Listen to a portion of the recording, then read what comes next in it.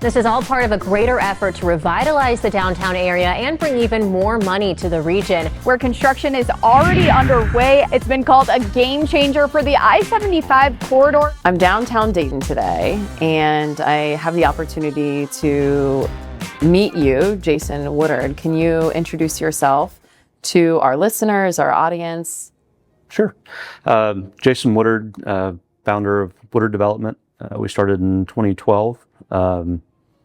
Born and raised in the Dayton area. Actually grew up west of Dayton, kind of out in the middle of nowhere. So I moved to the big city of Dayton and have been in the real estate business since 2000. Since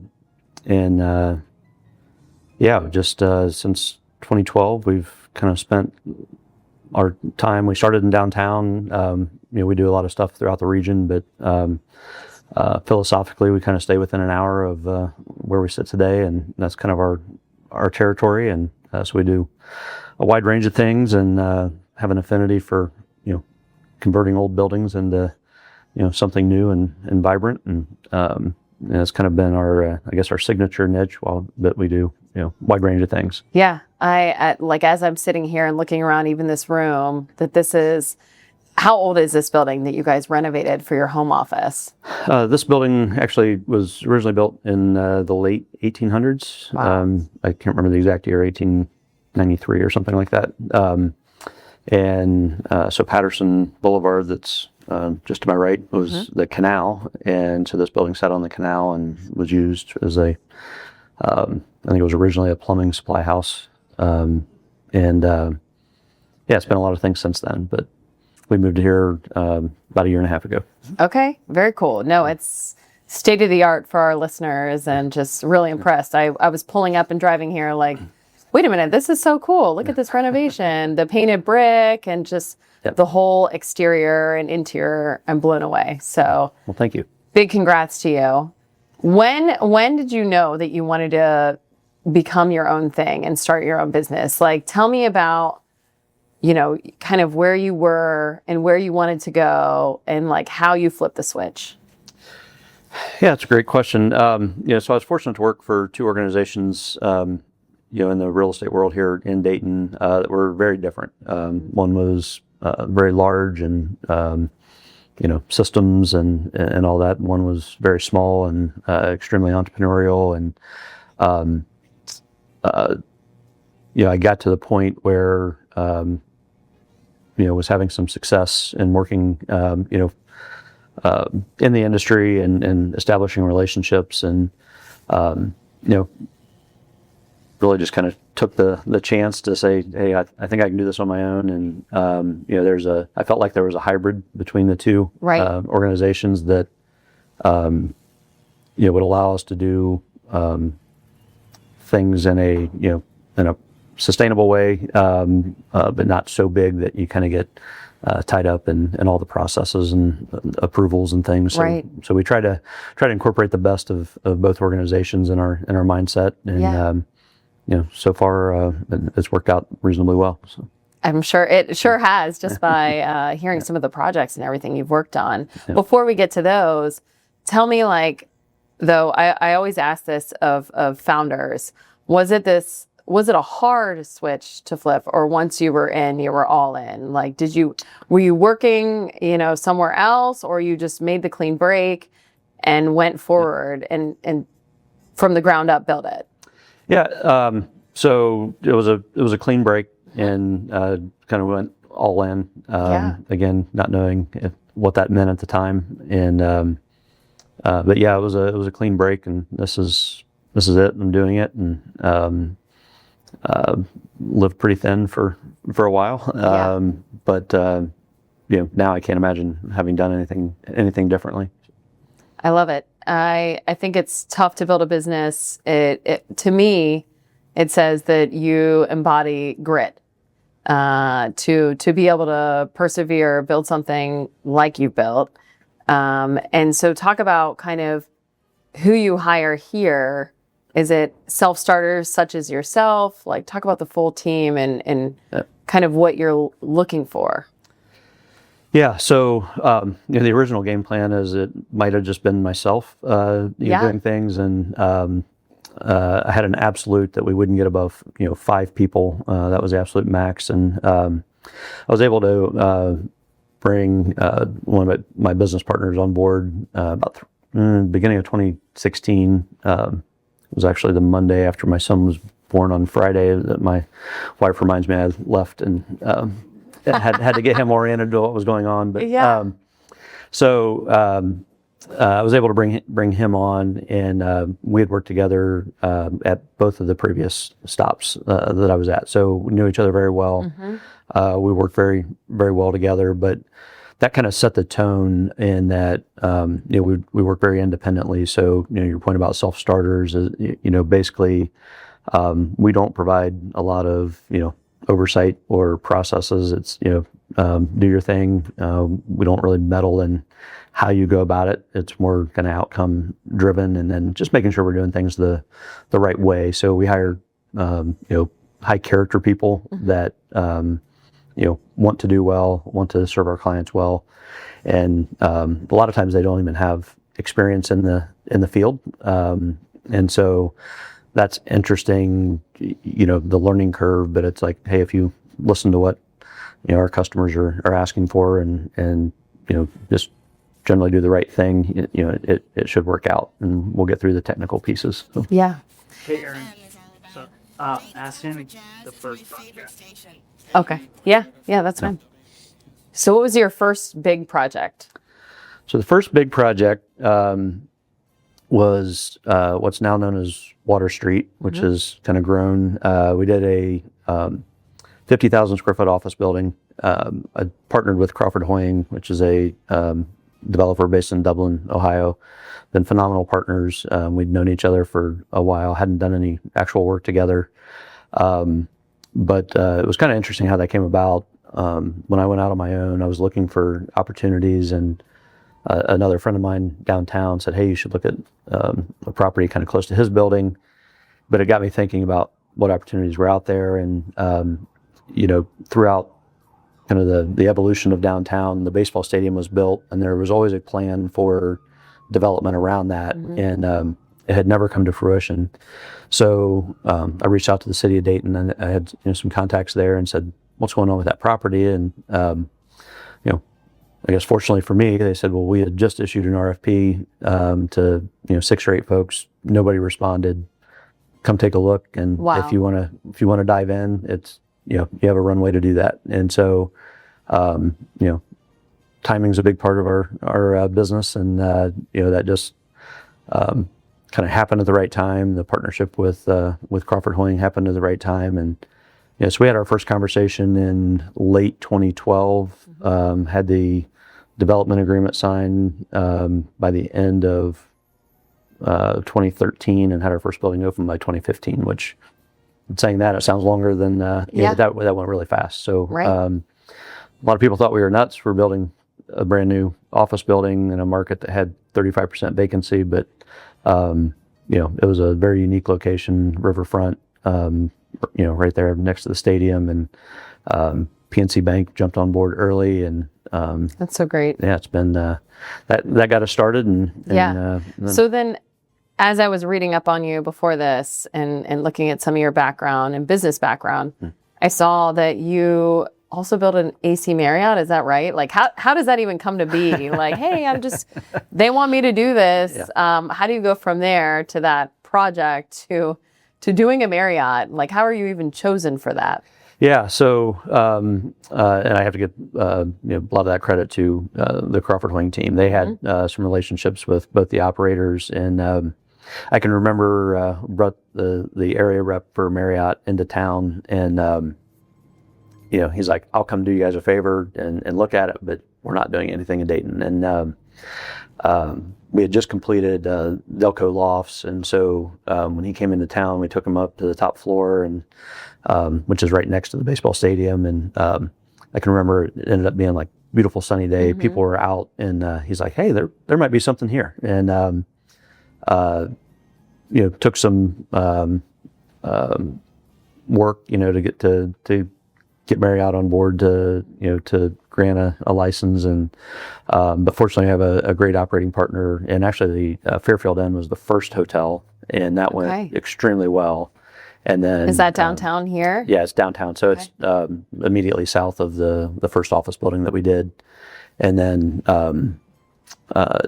based on the success of that, there was the vision to do an AC hotel, and so now there's a rooftop bar that overlooks the stadium, and that's awesome. It's been transformative. That was kind of one of the later projects in the Water Street district, but really kind of a capstone. I'm sure a part of it, right? Like developing the downtown that you call home, Dayton, right? It probably feels good, like you're giving back in some way. Yeah.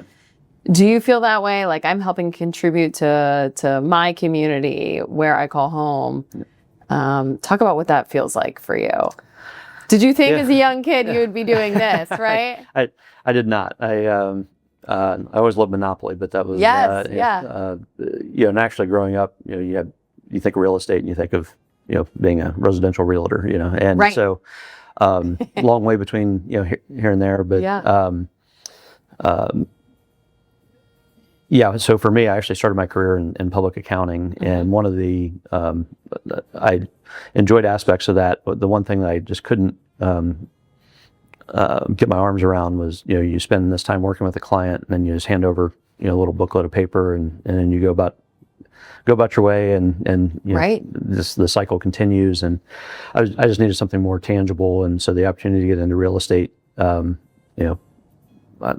I tell my kids, there's nothing more tangible than real estate, because hopefully what we build is here for a really long time, and to your point, it really changes the landscape, of the community, and so it is very rewarding. And I think probably, the most rewarding transition that we saw was, when we first started development, there was limited foot traffic downtown, and you could see the progression from limited foot traffic to groups of people walking downtown, and then that evolved into individuals jogging with their dogs, and multiple people, and you just saw that growth in both the number of people, but also the level of comfort of being down here, and so that really hit me as being having a big impact on the community and the feel of what we were trying to do.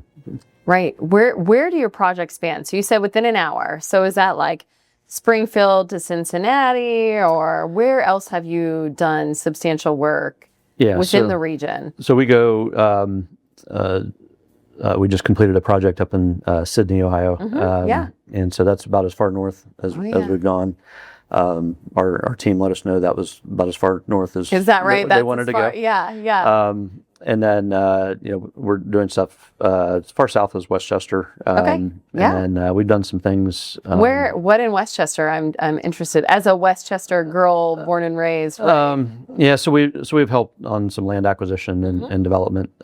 We were part of helping the Westchester acquire the property there on the northeast corner of Union Center. And so we haven't done actual development there, but we helped set the stage for what the community wants to do there.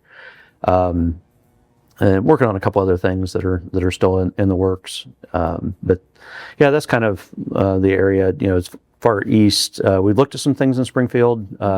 Didn't pull the trigger on those, but do a lot out in the Beaver Creek market. Okay. And then west, we really haven't gone that direction, even though that's where I'm from. So I will. Right. Yeah. So we've hit. So as you go south here, West Carrollton, Washington Township, Franklin, Middletown. We're kind of all along the 75 corridor. So. That's great. Yeah. When I think about what you do, it's funny because it takes me back to my childhood. So my grandpa was a home builder in the Dayton area. A long time ago. He passed away in his 60s. So it's been a very long time since then. Passed away when I was 10. I'm 40 now, so way before you were on the scene. But I really do have an appreciation for what it takes to be a developer, a home builder, and that whole family based off of their childhood, like my mother and my uncles, they're all in development from some level, right? My uncle's in Indy on like kind of like the dorm room things on college campuses, working for a company there. And my mom ran the Port Authority in downtown Cincinnati and is an expert in brownfield development.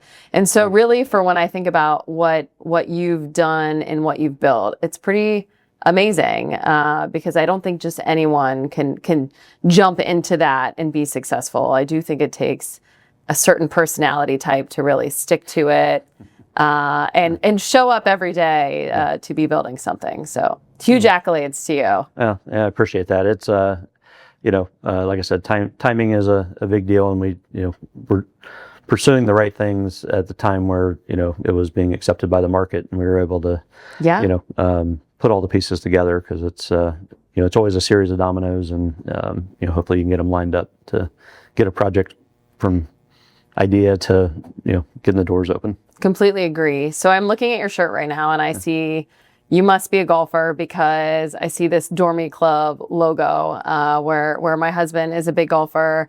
I am a wannabe golfer. So talk about that. Like, is that one of your hobbies? How do you reset? You know, when I talk to CEOs, I want to know what gets them re-energized and continuing to push forward and grow. Yeah. Golf is I'll say renewed passion. I didn't pick it up till I was in college, and then didn't pick it up well. Tried to play for a few years, as a young professional, and then gave it up for 10 plus years. And we actually moved to a golf course, and my wife said, "No, we're not going to become members, right?" And I said, "Of course not." And that lasted about 2 weeks, and then we were inquiring about then you're in the men's golf league, and right. it's all over for you. Yeah. But it has been a great outlet for me. My days of baseball and basketball have long since passed, so it provides a competitive outlet, something to work towards that. Quite frankly, I wasn't very good at, still not, but a little better than I was. Yeah, dare I ask your gin? What's your gin? I mean, I could look you up right now. You could, yeah. So honesty is the best policy here. I've gotten down. I think I'm currently about a 7.5. Okay. Wow. Okay. My what wife, are you talking about? My wife informed me that that's not good for me when it comes to competition. So. Oh wow, yeah, that isn't good for you when it comes. I mean, my husband is constantly losing because of his gin. Yeah. Now, I myself am a 49. If you can conceptualialize that, a lot of whiffs. Yeah, not too long ago, I was I was in the 20s. So, okay. Yeah, so Well, it's been quite an endeavor. you cut me in half still. I'm just trying to break 60 on 9. Yeah. So I love that. Yeah. Now, how do you start your day? Like, are you the morning person? Are you the night owl? I love to hear this. Definitely not a night owl. I'm certainly more morning oriented. I wish I could tell you I had that 5 a.m. start, and I do this every single day. And but generally, I'm up by 6. Try to get some workout, which that has also evolved over time. But weighted vest walk on the treadmill is kind of a great start to the day. And so I try to do that consistently, just to stay active, get the body moving, and but definitely, earlier is better for me. By the time 9 o'clock rolls around, I'm pretty well spent. So yes, I like to start earlier and get to bed at a reasonable time. Right. I love to hear that. I mean, you and I are the same in that regard. I definitely just yesterday, like literally last night, got my weighted vest in the mail. It's 8 pounds. Okay. I ordered an 8-pounder. And my kids are trying it on. My 10-year-old's like, this actually helps me stand up straight. And, they were taking turns with it. And so I'm glad to hear that you have accepted the weighted vest walking, because I'm about to embark. Any pro tips on getting your steps in with that? Don't go too long, too soon. So, okay. Yeah. That's good. That's good. As I'm like in the office on a walking, treadmill while the team looks at me, like I'm crazy. Yeah. So I love to hear it. So when we talk timing on the founding, right, incepting, I'm thinking, how the heck do you get the bank to, I'm guessing that's how you did it, to do your first project, to give you a loan. How did that come to be? Because I don't think that they would just do that for anybody. Yeah, so that was a interesting endeavor. So I will say the office building, again, we were fortunate to secure PNC Bank as an anchor tenant. So they took, over half the building. And so that gave us a basis for underwriting that the banks could get comfortable with. And fortunately, our lease up went pretty quickly after that. So we had a success story to tell. I will say when we jumped over to do the first residential product, that was a different story. We had to have, we did a market study. Trying to remember, we had another lender look at it, do a market study. They passed, and then a third lender did their own market study, and they came back and said, "Okay, I think there's something here, but you guys are assuming rents. I think we're at $1.19 a foot, which is kind of humorous compared to where rents are at today. But they said, we don't think that that's reasonable, so we're going to underwrite it at $1.05 a foot." And so that kind of changed. Required a little more equity, and so we had to make some tweaks, and that took 18 months from and we thought it was going to be kind of a slam dunk based on what was happening in other communities with downtown housing. It was it was trending upward, and doing so quickly, but. There was just a limited downtown residential market, and so downtown always touted that they had 2% vacancy, and but the question was, okay, but does anybody else want to live down here, or does everybody that wants to live here have a place? And so that was a lot of back and forth, and I guess the success side of that was we opened up the first phase of the project, which we went from 100 units to 150 units. And again, the rent was underwritten at $1.05. And we came out of the gate at, I think, $1.35 asking rate and leased up 100% in 6 weeks. Wow. And so, that really kind of energized what we were doing. And then, from there, it was just kind of one project after another.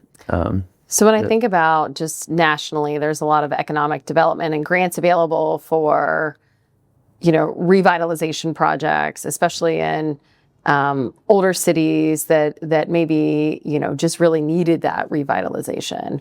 I know Cincinnati, is one that's done that, Hamilton, Dayton. So was that also a part of the picture, like to just bring people back down? Was the city investing as a part of that? Yeah, the city has been a great partner all along, and I think one of the things that allowed us to be successful and have a long tenure down here was, I think, from my perspective, and I think the city would agree, we were very reasonable in the help that we asked for, and we started with we needed some infrastructure to get those first couple projects off the ground, right. And the city stepped up and helped support those. The state of Ohio has been involved at various times, Montgomery County. And so, it was a team effort. But the nice thing is, as we started to prove the market, our ask and their participation diminished appropriately so. And, so it became, truly a market-based, development endeavor. And, right. Every project has different characteristics, and there's, like you said, you'd mentioned brownfields, which is yes. Certainly in a especially the area we were in was really an industrial portion of the city, and so we've been fortunate not to run into any major obstacles there, but there's just always things you have to address, and and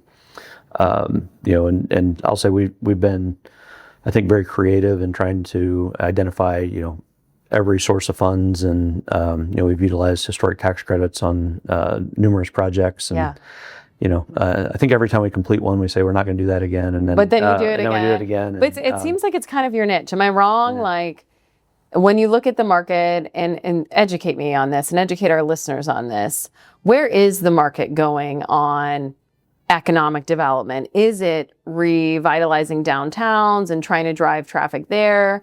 Is it new builds? What are you seeing trending from your perspective, in Ohio and beyond? Yeah. I think our industry cycles. For me, a healthy community has all of the above. Was said long before I started down here, but having a healthy core is very important to the entire region. And I think we've stabilized the core. A lot of really positive momentum. But it's a living organism, and so you kind of have to keep doing things to make sure that the momentum stays moving in a positive direction. Right. There's in our industry right now, there's a lot of challenges across the board. Costs are up 50% from 10 years ago, and we were doing our original projects, at interest rates in the 3s and 4s, and now those things are in the 6s, 7s ish. So yes, all those things together have just made the math really hard to work out.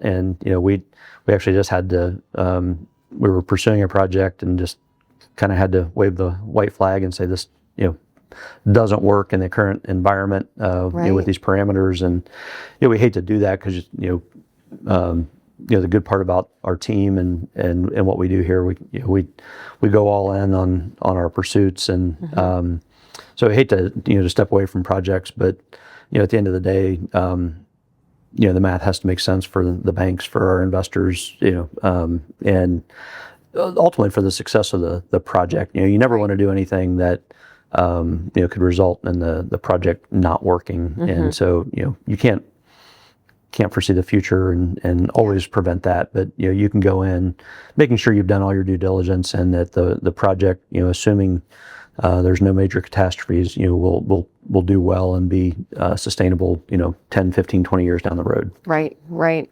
Now, you were saying you have a son, is that right? Or I was going to ask about, are you inspiring him to be an entrepreneur? I'm just trying to get him to brush his teeth. Yeah. Yeah, is that right? How old is he? Can I ask that? He's 10. Okay. Yeah, so I have him, and then I've got a daughter that's 18, just graduates high school in a couple weeks. That's wonderful. And then my oldest daughter is a senior at UC, and threatening to graduate this year. So yes. Spanning the spectrum here of. I also have a 10-year-old, so I get the whole threatening to brush the teeth thing. But I still am like, you know what? I need you to know that you can be an entrepreneur, because I feel like that's a world made for two. And don't take this as an insult. I am neurodivergent, right? And I find so many CEOs that I sit down and meet with. Yeah. They think differently. They think outside the box, which is a huge positive. Yeah. Almost all of them say, and not all of them, but almost all of them say that school was not 100% for them. But then once they got into running their own business, it was. Yeah. Can you identify with that at all, or were you just a straight-laced, straight shooter your whole life? Yeah, no, I that would certainly not be an accurate description. But yeah, I think school for me, I'll say I had success in school, but I was a terrible student. If that makes sense. Yeah. If you ask me how to study, I'm like, I have no idea. That's what if I had to go to class, I had to listen to the lecture. I had and just do. Yes. But if I didn't get it, then no amount of time studying the textbook would get me there. So so yeah, I think. ADD wasn't really a thing back then when I was growing up, but I'm sure I had a tinge of that. Yeah, same. And I think it's the whole school structure is always interesting because especially as kids, like you want to be active and it's like, no, here, sit down and focus on this and and actually my son just I guess it was last week had 3 days where he actually had things sitting next to him in the kitchen to leave for school and forgot something. Yes. Actually had something in the car to take Yes. into the school and forgot something. And it's Oh like, gosh, this so, is my life. You're describing my life. Why am I running to school right now on the phone? So fortunately, my wife was I won't say happy to go back to the school, but she made sure he had what he needed. So Oh, that's awesome. Okay, so who would you say are your mentors, your greatest mentors in life? I've actually thought about this at times. So I never had a formal mentor, but I've been blessed to have a lot of people that have taken time to share their thoughts and expertise with me. And so I will say that's one beautiful thing about the Dayton community that doesn't necessarily translate to other larger markets, in that I can remember being in my mid-20s and I'm standing at an event talking to CEOs and I can remember one event at Mandalay Banquet Center used to be the center for a lot of these things, and I get introduced to Clay Mathiel that was the owner of Imes, and he sat and talked to me for 5 minutes there was no reason that he should have done that, and I think that's kind of pervasive throughout our community, and I just feel very fortunate there were a lot of people that were willing to just answer questions or take a phone call, and so I try to do that. I'm certainly not Clay, but when people call, I try to be really good about calling them back, and of course you can't spend hours and hours with everybody that inquires, but try to be available, and at least I can probably tell them as much like what I learned not to do as I can what to do, but Right. But I think I was always curious, and so I always asked a lot of questions, and probably barged into situations that I didn't have any part doing, and again, people were very gracious, and I think recognize that as initiative and not a nuisance. And so there's been various people that have kind of come in and out of my daily activities, but I will say Bill Krull, who was the CEO of Miller Valentine, has kind of been a pervasive influence. So I started there at Miller Valentine in 2000. I was there about 8 years, and we had an advisory board here for a while, and he was part of that. And I still get together with him a couple times a year, and so I'd say he's been the one that's been really consistent throughout my career. But again, I've been fortunate to be able to interact with a lot of people that have a lot of knowledge that I could never get on my own. Yeah, it helps. And I think honestly, when you were talking about failing as a mentor or as a learning, I think that's very identifiable, right? Mm-hmm. Like you learn by doing things wrong and then course correct, and it really helps just the company overall as you grow. Do you believe in strategic planning? Are you a big strategic planner? Man, it sounds great. It does sound great, doesn't it? Yeah, we've talked about it. So I have two partners here. There's three of us, and we will get together just to kind of say, hey, where are we at? Where are we heading? But and I guess everybody could make this, I'll say, excuse, that things are volatile and you never know. But we're truly, we can kind of project out, what we're going to do for 18 months. Mm-hmm. But, if you would have told me, had we done a strategic planning exercise in 2018 that, oh yeah, hey, you're going to have 2 years of, pandemic that's going to completely upend the world. What do you do with that? And that's an extreme case, but but just our market, for it being a relatively slow process, changes pretty rapidly, and so we've always just taken that approach of being opportunistic, being responsive to our partners and clients, and it's a long game for us, so it's relationship based, and if anything feels like a one-off transaction, we give a lot of pause as to whether that's something that we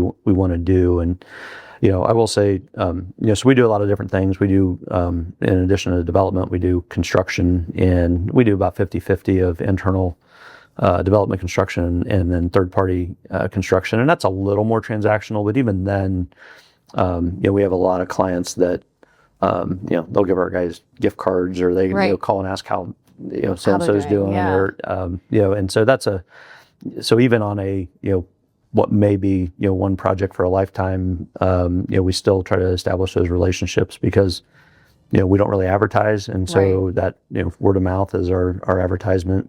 And so we really try to make it a relationship-based business because, by the fact that we're not going all around the country doing projects. Right. You're helping regionally. And do you have like a big goal? Like when I think about you as this entrepreneur, do you have a big goal of something that you want to tackle in the development world that you haven't? I mean, you've now done a hotel, you've revitalized a downtown, you're, spanning the region, a lot of great stuff, just even sitting in this building. But do you have a goal where you're like, gosh, I so want to check this off the box, right? Is there something like a burning desire that you're like, I just really want to do this project? Or have you ever felt that way and then lost a project? Like, man, I want to win this one so badly. It's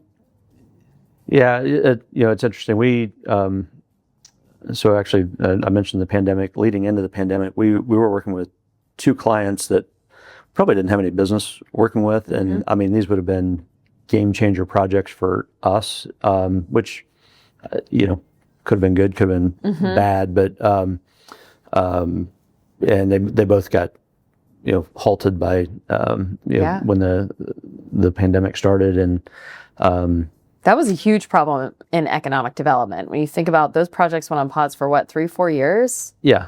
I mean, and the reality is, the work from home, I think our region's been one of the slowest to, return in mass. RTO. Everybody RTO. Yeah.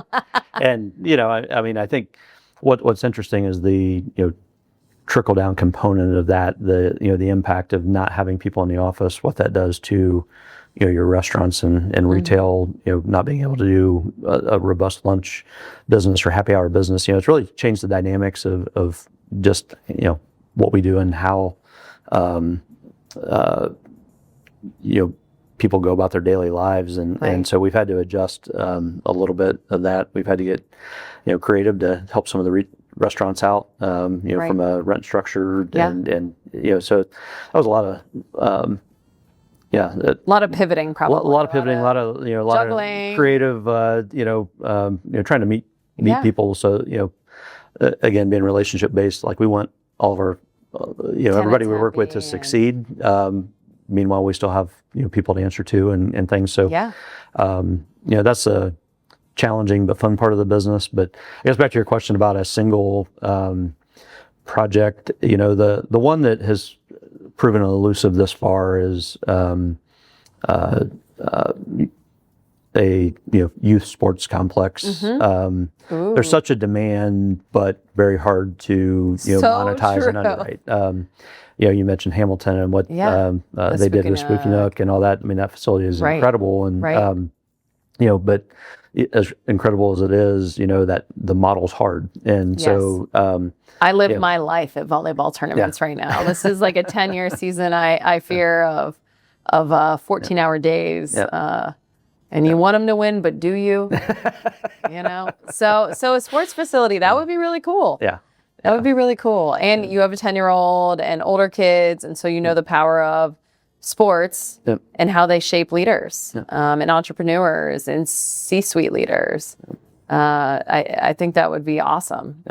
This is why I make my kids do all the things. Like, I will drive you, but you have to partake because it makes you a better team leader. It makes you resilient. So I kind of love that. Would it be basketball? Would it be volleyball?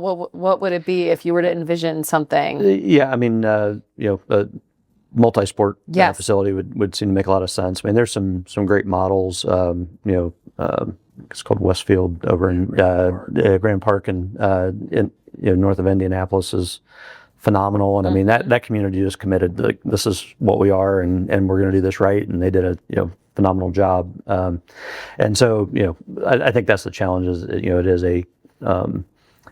it would be very hard to do it on a purely private endeavor, and so it's going to be a community-backed initiative, endeavor to make it work. But it does drive economic development. When I think about these like tournament situations. My husband came recently and he's like, "This is such a racket," because you're paying an exorbitant fee to park sometimes and to pay to get in. And then you're buying all the food in that area. You're staying in those downtowns or wherever they're located. So there is an economic development impact to the community for those. Yeah. I am in support of the racket. I'm like, you know what? I will gladly dole out this discretionary funding from my assets to pay for this, because that's what it is. It's a lifetime commitment. I just think of it as an investment into them as little humans developing. Yep. Absolutely. Yeah. A little competition, a little teamwork. And that's right. So a question we always ask that we have fun with for our listeners is, what would you put in your bug out bag if the world was ending? And it can't be like very trite, like my dogs, my kids. No, they're with you, okay? Foofy is with you if you have a Foofy. And if you're a cat guy, great, be a cat guy. But what would you bring in your bug out bag? Ooh, didn't see that coming. Right? Nobody does. Yeah, I don't know, can I take my golf clubs? Yes, you can. You're the first one. I like it. Yeah, if everything's crumbling around us, let's go play some golf. I love it. Yeah. Wow, that might be, honestly, my husband's going to clue in, and he's going to be like, this is a guy I need to play golf with. So if you want to come to McIntyre, we'll host you. But that's amazing. Most people we've heard it all on this. I've heard like survivalist bow and arrow situations to good wine from Oregon. I've heard all the things, but golf clubs, it's a first. All right.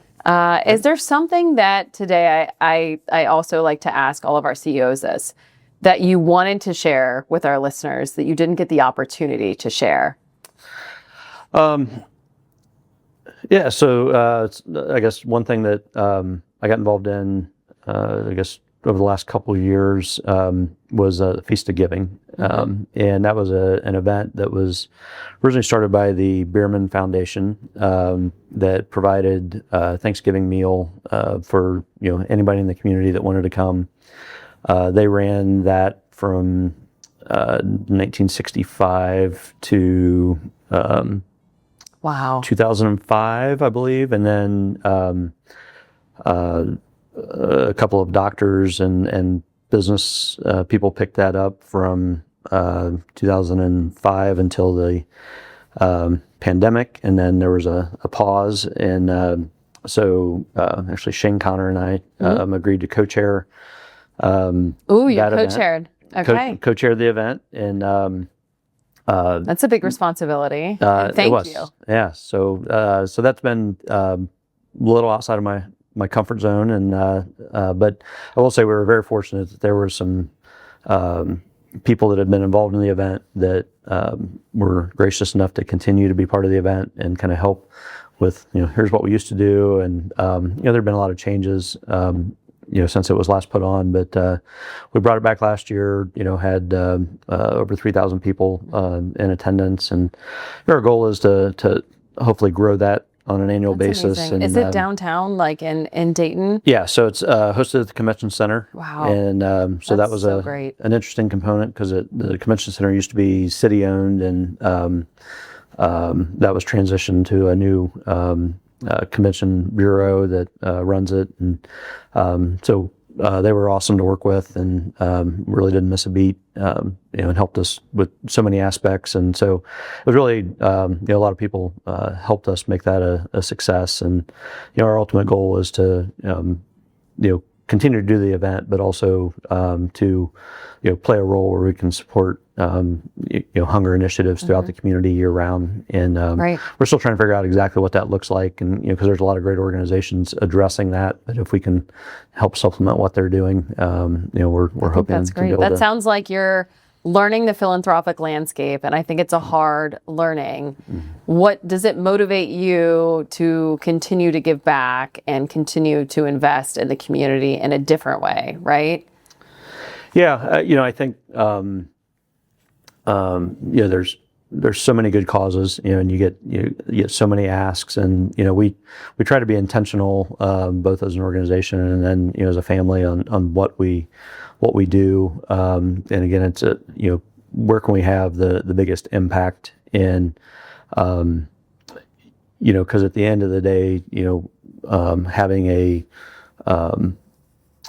community that feels good across the board, is, the reality is it's good for business, but it makes it a place where you want to live, right?